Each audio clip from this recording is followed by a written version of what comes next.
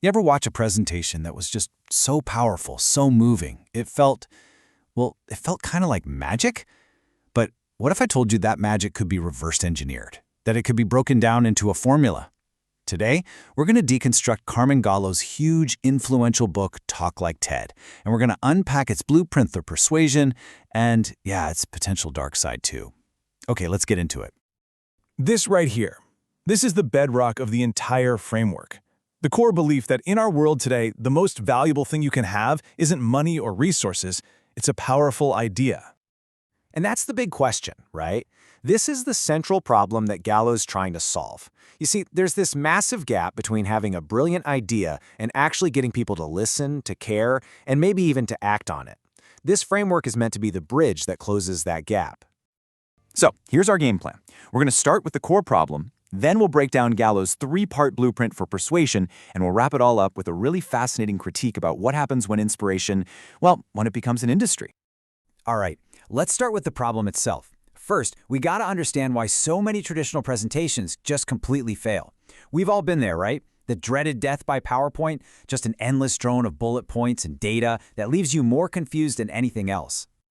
See, the issue is literally biological. Our brains, they're just not wired to absorb a ton of complex, abstract data without some kind of story to hold on to.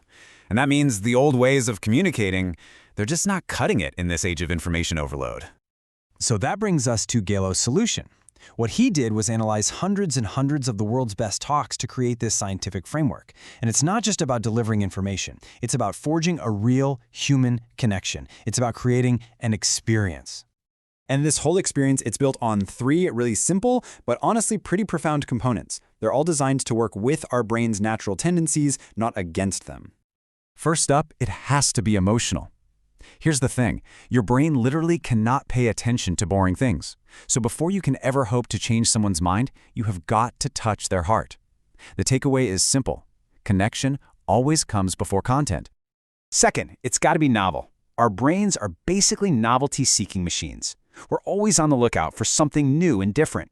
And when we learn something new, our brain gives us a little hit of dopamine, which acts like a save button, telling our memory, hey, pay attention, this is important. And finally, it has to be memorable. This is all about respecting the fact that our brains have limits. It's about packaging up all that great information in a way that it's not just heard in the moment, but it's actually remembered later. Okay, so let's dive into our first pillar and see how this works, touching the heart.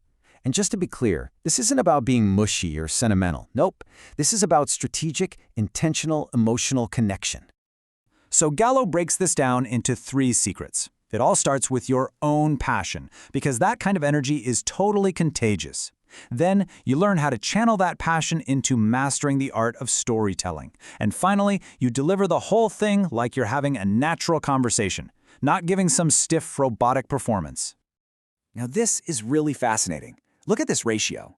Gallo suggests that the best talks are made up of about 65% pathos, that's the emotion, the stories, and only 35% logos, which is your data and logic.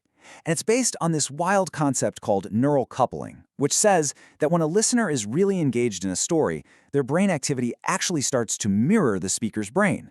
Emotion is what drives us to act. Logic just helps us justify it afterward. So once you've made that emotional connection, it's time for pillar 2. You got to teach the audience something new. This is what hooks their brain and gets their attention on an intellectual level. The secrets here are pretty straightforward, but they are so powerful.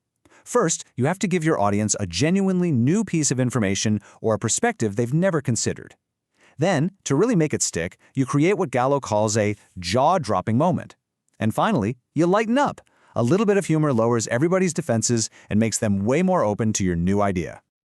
And this is the perfect example of a jaw-dropping moment. It's this emotionally charged, shocking event that creates what scientists call a flashbulb memory. Whether it's Bill Gates letting mosquitoes loose in a packed auditorium or a neuroscientist holding up a real human brain on stage, that is the moment that no one in the room will ever forget.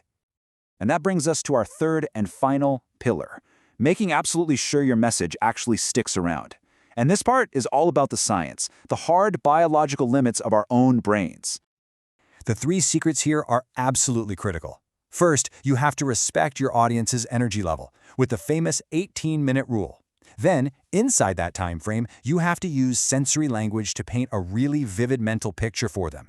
And through it all, you have to be yourself, be authentic, because let's be honest, an audience can spot a fake a mile away. So that 18-minute rule, it's not some arbitrary number. It is pure science. Listening to someone talk is exhausting work for our brains. It burns a huge amount of glucose. So after about 18 minutes, we start to experience something called cognitive backlog.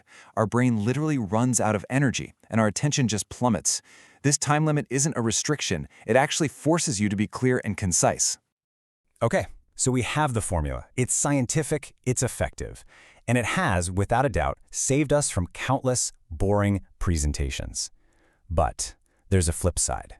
What happens when everyone starts using the exact same powerful formula? This is the heart of the critique. The fear is that by boiling down human connection to a 9-step formula, we risk creating an army of TED bots, speakers who are technically flawless, but who, lack a genuine soul. It's this homogenization of eloquence, where every talk starts to feel a little too polished, a little too predictable. And this slide just lays out the central danger perfectly. When the system becomes so focused on the technique, the perfectly timed dramatic pause, the calculated moment of vulnerability, that engineered jaw-dropping moment, the performance of authenticity can start to feel way more important than the actual substance of the idea. Which leaves us with this final, really provocative question. When inspiration becomes an industry and connection is just another box to check, are we really communicating more effectively? Or are we just getting better at appreciating a good performance while we wait for the next scheduled moment of awe?